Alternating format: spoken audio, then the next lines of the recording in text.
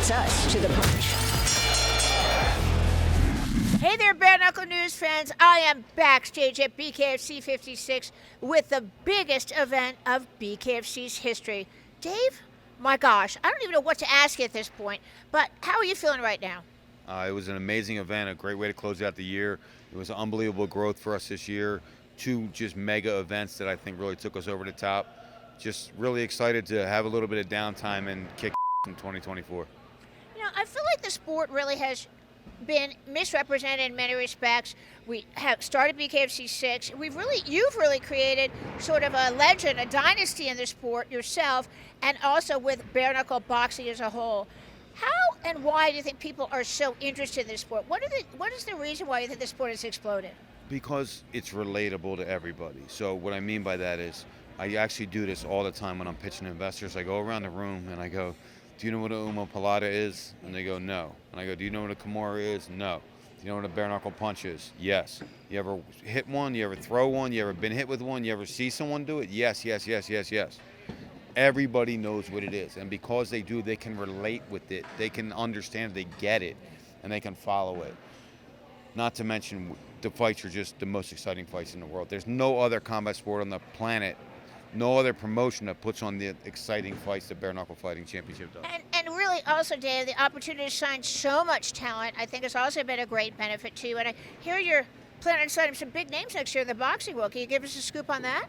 I mean, we're going on a big signing spree. We really are. There's a couple former heavyweight world champions that we're going after. We're going after a lot of guys from top to bottom.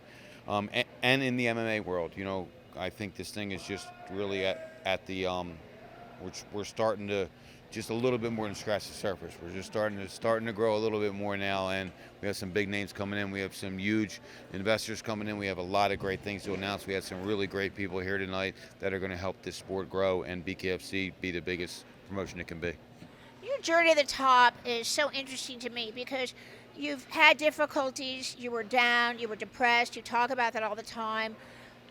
But I want to talk about the fact that I think that part of the reason you might have been, or I think really in my heart, one of the part of the reason you've been so successful is I call it you have the mom gene, right? So tell our fans the story of your mom and how she really never gave up, because I think it's important for fans to understand that this had a big impression on you and your drive and success and ambition in this sport. Yeah, you know, I think a lot of people get down sometimes, and I wasn't like down for a long time. I had a really bad day, and that bad day, you know, almost ended everything for me, but it didn't.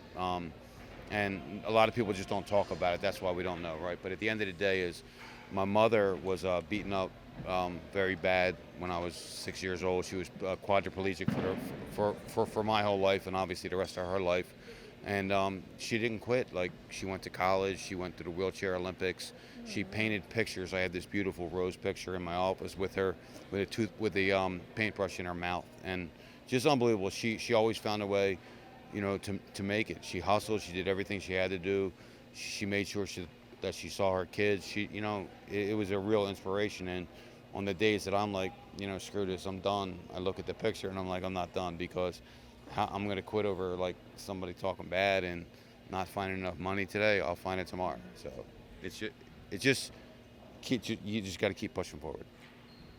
If you think about it, I know she's made such an impact on you personally. She's looking down from heaven? Yeah, 100%. 100% she is. You know, absolutely. She's like, there's so many things that I'm like, oh my God, I'm done. And then I'm like, man, someone just saved me up there. And, you know, I love to think it's my mother. All right, before we go, any post-fight thoughts, anything else you'd like to talk about? I know you've got 1,000 new states. I shouldn't say 1,000 new states. If there were 1,000 states in the USA, Dave Feldman would be pitching them and telling them the same thing we all know along, which is one of the reasons why I love bare knuckle so much, because I don't have to talk about a rear naked choke and then all those Brazilian jiu-jitsu words. No offense, MMA people. No offense, Muay Thai people. But the sport is growing. We're happy to be a part of it. So any post-fight thoughts for you tonight, sir? I mean, I'm really just looking forward to a little bit of downtime and then cruising into 2024. It's going to be a mega year for us. A lot of big things are going to happen in 2024 for us. We're going to sign some big partners that we have to help us with the funding that we need, and it's just going to be an incredible year. So, like I said, I'm just looking forward to having a couple days off. You know, giving my staff a couple days off, regrouping next week, and just planning for 2024.